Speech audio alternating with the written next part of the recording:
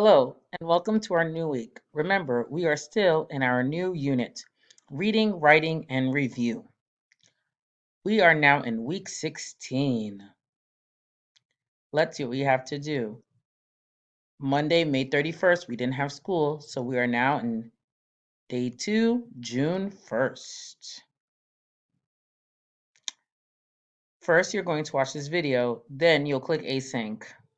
You have two activities in Async. The first activity is in your textbook. So we will do an activity, we will do some of this together, and you guys will go back and do the answers and upload your picture as you did in the past. Okay. Your next activity is a Nearpod on negatives, how to properly use negatives. This is 16 weeks we have been doing Nearpods, so you are all experts. It is Tuesday. That means we have sync together. We're going to do a little bit in page 80 of our textbook, and then we are going to practice answering intuition questions, and then we are going to work on our essay after that. And that's it for today.